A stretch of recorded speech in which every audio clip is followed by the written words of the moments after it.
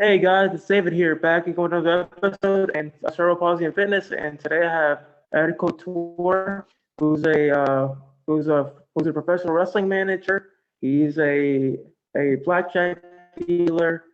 Uh, I guess he works at a major casino, and he's also a former magician. So it's quite interesting to hear his story. He's also known as the one of the few wrestlers with autism. So I'm looking forward to learning his story and just hearing how he came about his everything. So Ed, take it away, man. Thank you for being on the show. Oh, you're much welcome. Thank you for having me. It's an honor to be here for sure. Um, Growing up, there really wasn't much known about Asperger's syndrome. It was a very, very limited, very unknown condition. We were just known as slow. We were just known as very smart but awkward socially, whatever. And it wasn't until I was like about 20 or so years old that I actually got diagnosed with it. So how did you while you were in school, how did you feel? I guess I guess socially it must have been a little bit difficult since you had to do things a bit differently, and I guess social groups are probably difficult for you. Yeah, they were very difficult growing up in school. Um, One thing I've always had was a love of television. So I got to watch, social interaction on TV, and that was almost how I learned how to interact in real life. Basically, it was hard. Thank God for athletics. Athletics really saved my life. I was a high school basketball player, high school soccer player. Played 1 year of college basketball. That saved my life. That helped me with a lot of my social skills. So you were pretty much multi a, a double athlete. You were into basketball, you were into soccer, Yeah, um, and with and did this I guess this opened up a whole new world for you, help you to absolutely. And do, and to kind of familiarize yourself with being around people. yeah, I have to thank Special Olympics for that. That taught me a lot. Special Olympics taught me a lot when I was younger. And I people always told me you can't go, into high school, you can't go into, high school sports after that. I'm actually writing a book now called Thank You for Telling Me No, because all those people who told me no, they gave me the incentive to just go out there and do everything. Exactly, brother. That's awesome. It's like I always say, it's the people that are negative towards you, don't support you, that kind of help you uh achieve your goals in the first place. You know. Absolutely. Um, and then I did you. I know you mentioned you were also a former bowler. So are you still Yeah. currently doing that, or is it just something you can't really do much of anymore? Yeah, my knees are kind of shot now. In my 50s, I've had a few strokes. I've had like four mini strokes in the last year. Unfortunately, I had to. Yeah, I'm trying to get back into it, but I had to give up for a while. My knees on my left side couldn't hold up, but I'm still doing some sports. I've competed twice in the World Amateur Billiards Championship. I play pool 2 to 3 nights a week, um, and that fuels my love of athletics, my love of That's awesome, competition. man. I've tried to play pool, and it can be pretty difficult using one hand. So, but I try to manage. I try to play a little bit when I'm out there Mhm. here or there. Pool. And then, of course, I got into when I was 5 years old. My grandfather showed me my first wrestling match, and that fueled that for life. I went to my first card when I was, I think, 9 years old. It was 1978. The first card I went to was the day Bob Backlund won his world title, and I was completely hooked on wrestling from then on. I was hooked before that, but watching it live, I said I want to do that one day. That's awesome, And man. yeah, then I went into training like about, I want to say, almost 20 years ago, and I it was so hard for some. It's the physical aspects of professional wrestling are so difficult. You but lucky for me, I had also taken classes in improv comedy training, so I was able to use that as and my love of the history of wrestling to become a wrestling manager. Did you did I guess did your disability in any way, shape, or form did it impact your, I guess, wrestling training? Did you have any difficulty because of it at all, or did it help you persevere into It helped this? me persevere, but it also had some difficulties. Professional wrestlers are kind of they're a different sort of people. There are bullies in wrestling. There are bullies backstage. There are wonderful people backstage. Um, Learning how to overcome the bullies and become make them your friends, and then learning how to use people who are your friends to go forward. That helped a lot. That really, really did. I had some great trainers. A gentleman named Justin Cage. I had a heart attack in the ring when I was about, I want to say, my mid 30s. He took me in, gave me a place to stay, got me to lose 100 pounds, which was amazing. He taught me all about wrestling. Justin's been a tag team partner of Matt Hardy in New York. He's been had matches with Shane Helms, uh, Jerry Lynn. He's good friends with him, and really he used his knowledge and his compassion of wrestling to teach someone who had struggling physically, but emotionally had more love of the sport than anybody around. And I can never thank him enough for that. That's beautiful, man. So do you credit him for, I guess, your success in the wrestling industry in some form? Absolutely. Absolutely. There are others as well. Gentlemen by the name of Rick Love and Kevin Rhodes. They helped me out in the federation. On the side, they were the owners of one of the federations. They helped me out. A gentleman named Frank Goodman helped me out for a little bit. But uh, Reggie Brown, Joey Santiago, all guys who took me in. But Justin's the one that showed me the love, showed me the passion, gave me a spot in life to really, really, really succeed. And one of the things that Justin did was he didn't sugarcoat anything. If I did something wrong, he told me, "You're doing something wrong." He didn't treat me like an autistic person. He treated me like a person, and that was one of the biggest things I will tell anybody out there. If you're working with autistic people, treat them like people, not autistic people. Exactly.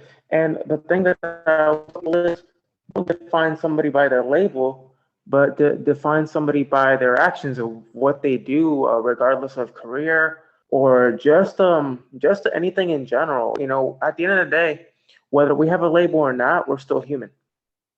We're still the Absolutely, same. absolutely. Uh, And all that has just it's really pushed me to all the things I've done. The movie Forrest Gump was a real inspiration to me. A man with a little to no IQ, with braces on his legs, who went to war, who who met the president, did all these things, and he didn't care what people thought about him. He just went out and did them because that's what he was supposed to do. And that was a real inspiration to me about that. that is awesome, man. And I know you. So and so, what would be the highlight of your, I guess, professional wrestling career as far as a being a manager? Did you Yeah. ever win any championships wrestling? Um, yeah, my guys won championships. That's awesome. Couple of guys. My two highlights, I would say, my three highlights. One was the night I managed Too Cold Scorpio. Actually, he a famous NWA star and ECW star. My That's awesome. second one was when we were running I guess you could say a line where the job, almost like the job squad for the ECW. We were doing that in a promotion, and we were complaining about how we were treated. All the New Jack came in and to do an interview with us. And if anyone knows New Jack, working with him is something you'll never forget, no matter what you do.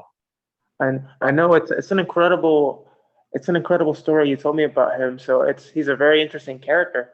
So, Yeah, but that's good though. You encounter so many different personalities, and that's yeah. the thing about professional wrestling But the is you number one encounter so thing many I different. did for sure was actually competed in a wrestling match alongside my trainer. That was the epitome. He may not be as famous as the others, but he did everything for me. He's the one who made that, and being able to compete alongside him was amazing, absolutely amazing.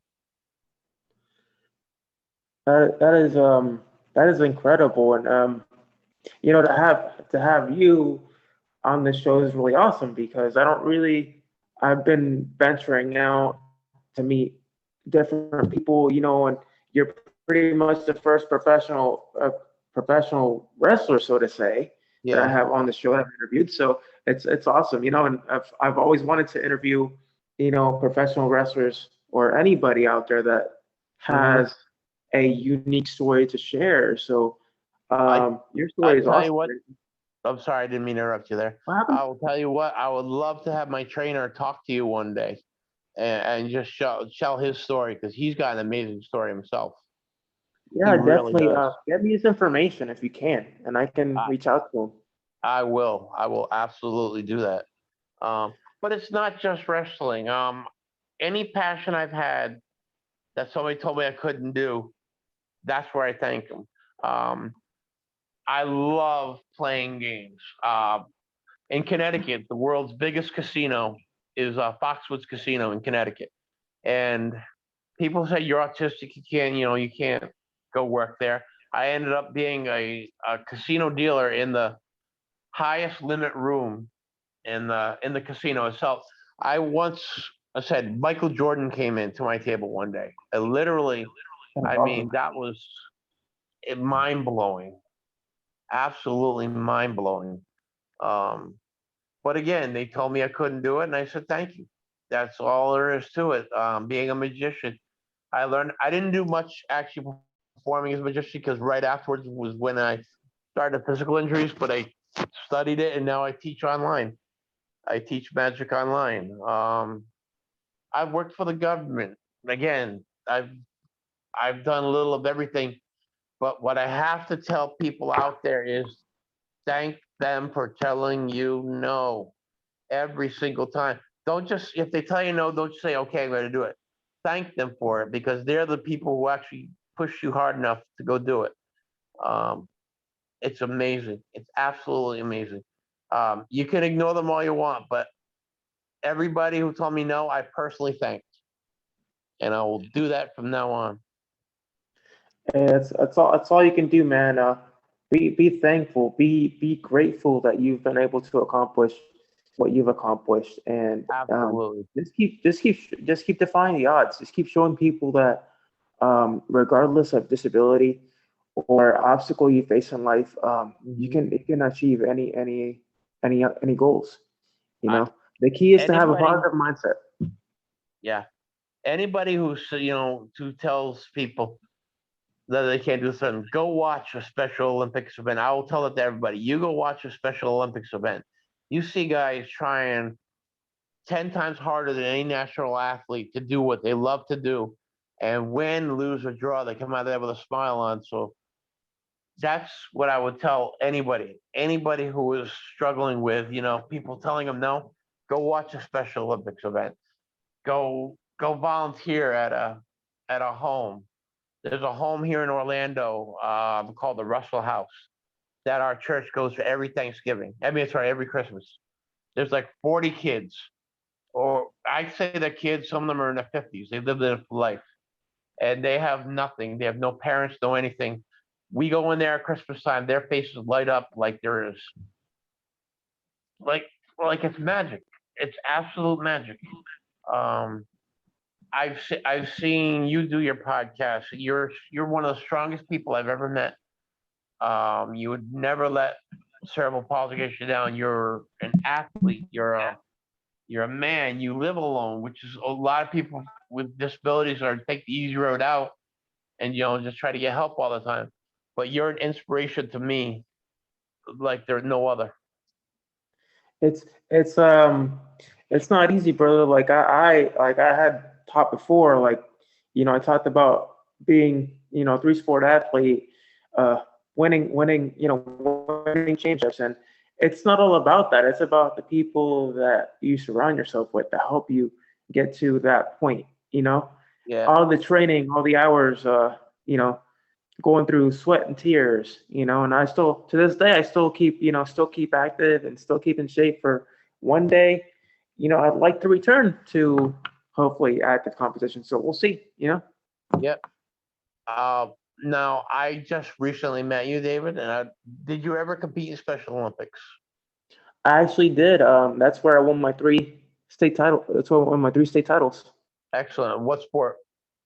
I was a cyclist. Cyclist. All right, excellent. So I won the championship in my I guess in my county in Florida, which is Hmm. Seminole, 3 years in a row. I was Outstanding. beaten until my fourth year, which I suffered a knee injury, but I still competed, but I didn't make the podium. But you got to You know, realize you win some and you lose some. absolutely. And that's one of the other greatest things that ever happened in my life was in 1991, our team for soccer, unified soccer. I want to just say this one thing. Those of you who have never seen unified sports, it's one of the greatest things ever made. I don't know how familiar you are with unified sports, but unified soccer has 6 Special Olympians and 5 high school and college players on the same team. And what they do is they bond them into one society where everybody is the same. And I think that was an absolutely wonderful thing. Well, that year in 1991, we actually won our state tournament. So we qualified for the World Games in Minnesota. And we got there. Our division had our team from Connecticut, a team from Texas, a team from Sri Lanka, and a team from Brazil. We got there and we started practicing, and the Brazil coach comes over and said, "We want to bring a guest out to play with us." We said, "That's fine." Pele came out. Pele is the greatest soccer player probably ever to live in the world. He is the Babe Ruth of soccer. We actually got to play against Pele. That was the ultimate dream of that. So Special Olympics should make dreams come true all over. We got to walk out with Arnold Schwarzenegger in the opening ceremonies. That is awesome. Wow. Arnold's mother-in-law is the head of was the head of Connecticut Special Olympics, Maria Shriver, or sorry, Eunice Shriver. Maria was Arnold's wife. And so we had dinner with him. That was absolutely amazing. Special Olympics really changed my life big too. Again, though, it's not just athletics. Any aspect of life. If you want to do something, if you want to find a job that you're working hard at, if you want to find just an activity you want to do, I love karaoke. I'm a karaoke junkie.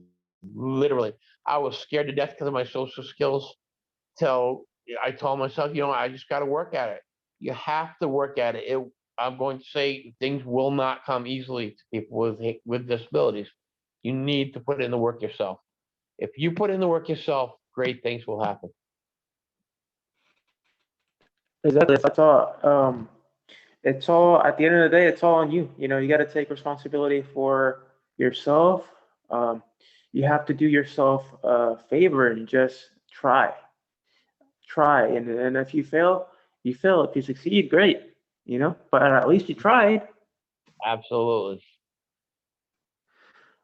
See what else is there we could talk about that we haven't. Let's see. Talked about Special Olympics. Talked a little bit about professional Actually, wrestling. I want to mention. I'm glad that I guess I don't know if it's technology or just the times found out about Asperger's syndrome, but when I was younger, no one knew anything about it. I give all the credit in the world for everybody in disabilities within like the 60s and 70s. when they didn't have the knowledge, the technology, any of that. It's easier now, but I'm going to tell all those people out there, as easy as it is, that makes it that much harder because everybody is able to do the same amount as you. You have to work harder to be that much better. And that's what I tell all my friends with disabilities. Work harder than the person to your left, the person to your right. You'll succeed.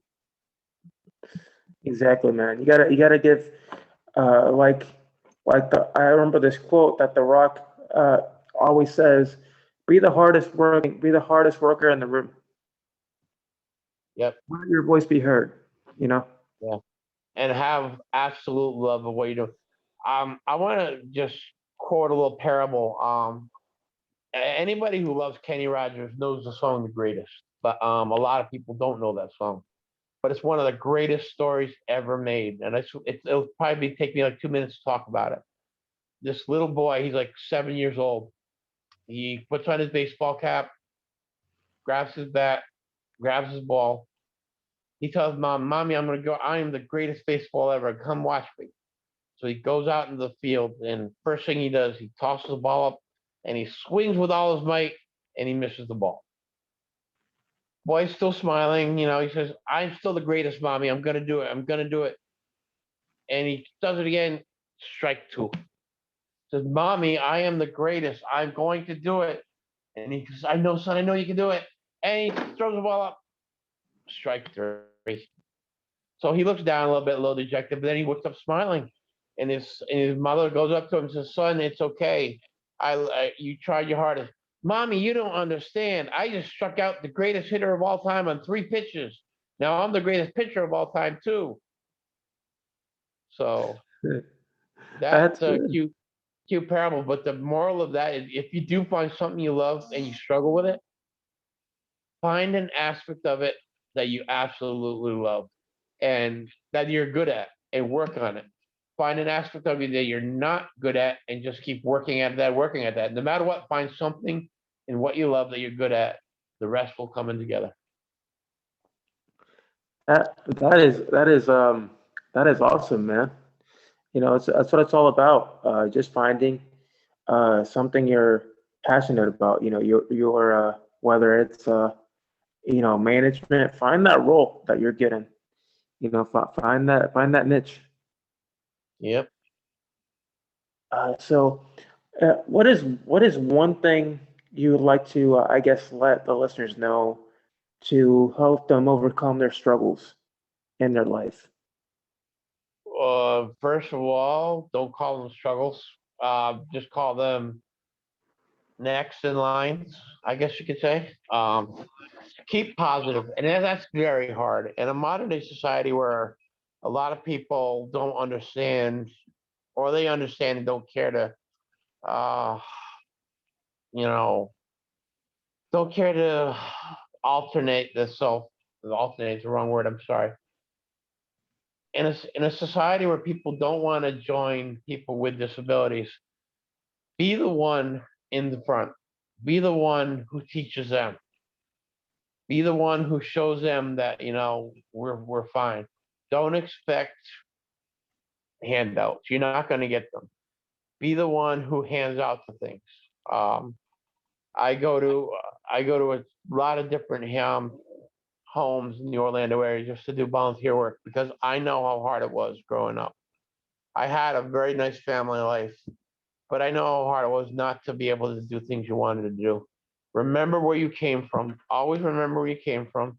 Always be the first in line, and don't be hard on yourself. Disabilities. I'll be real about this. Disabilities are real. You're not going to do as well as others. You can try your hardest, and if you do as well as others, wonderful. You have to realize you can't get upset when things don't fully go. Um, you have to be strong. You have to be powerful, and you have to know your limitations. And I'm being honest about that. You can try if you get over happy, over strong, you get let down sometimes. Know your limitations, but exceed them. Exactly. That's all you can do. Just limit yourself and do the very best that you can. Give it your all, and just be happy. Just be grateful for what you have. Yeah, Uh, I'll count your blessings. Count absolutely. everything Count that your you have blessings for sure. every day. Don't don't be afraid. Don't be afraid to meet people. Don't be afraid to be proud of you. Just I mean, like I said, I met you for the first time on the bus that one day. I had a wonderful conversation with you. Don't be afraid to meet new people. Don't be afraid to meet new things. One person you meet changes to two, which changes to four, which changes to eight, and it just grows. Uh, you know what would be very very interesting is uh, definitely I like to eventually down the line whenever you guys start I guess touring again and wrestling and they start having I guess limited capacity in shows. I like Yeah. to maybe sit in and see you guys perform. Maybe go Okay. to a show. That'd be wonderful. I will talk to the owner about that. Yeah, for sure. Because Um, I'd like to see you. Have you always been a heel in wrestling, or did you ever turn face? I was a heel about 3/4 of the time. It's hard being a face manager. It is so easy to make people hate you. It's hard to get people to like you.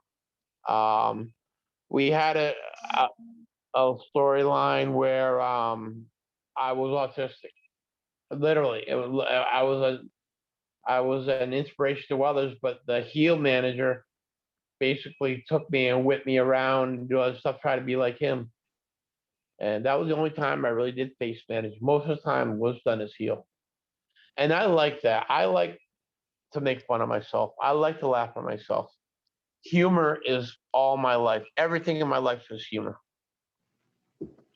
And that's all you can do. Just embrace your disability and embrace your flaws. I do. Like Mhm. people sometimes question me, like why are you always like why do you always laugh about your disability and shouldn't you be upset about it? Shouldn't you be angry? And I'm like no, you have a disability. You have a gift. Use it to your advantage. Yep. Now, may I ask, how do you use cerebral palsy to your advantage? Well, the way that I see it is by using it to your advantage is use it as an opportunity to educate people about it.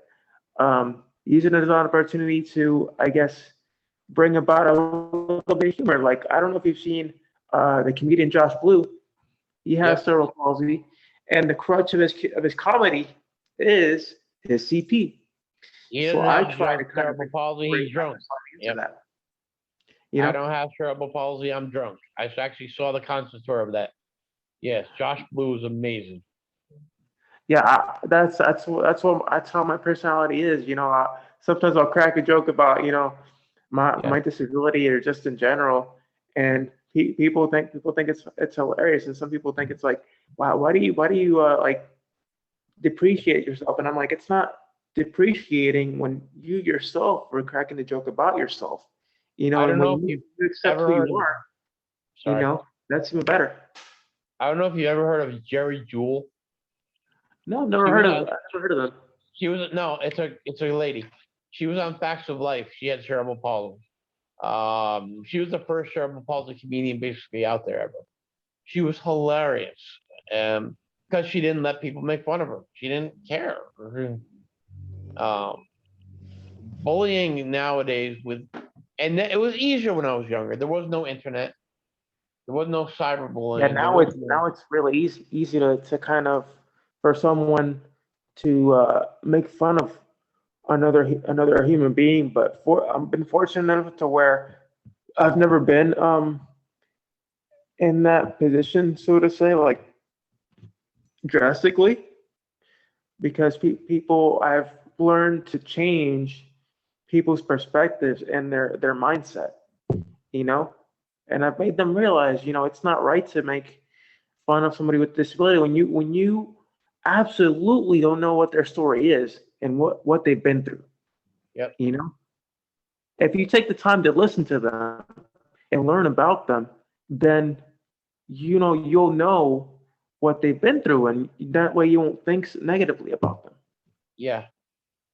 Now with me, with my Asperger syndrome, one of the things I use it to my advantage for is, well, for one, when I find anything I like, I obsess. I learn every single thing about it. You can ask me any question about the things I like, and I can pretty much give you an answer. Um, I'm obsessed with strange things. I am obsessed with the number 99. I don't know why. It just happened one day. I got obsessed with that number to the point where I can multiply any 4-digit or 5-digit number times 99 in my head in a matter of 10 seconds. And people say, it's impossible. No, it just stuck there. I don't know why. I don't know how, but it's stuck there. 1,486 times 99, that would be 147114. I will do it in my head like that. And that's the right answer. I mean, I don't know how or why. But I use that. I use that for different ways of thinking.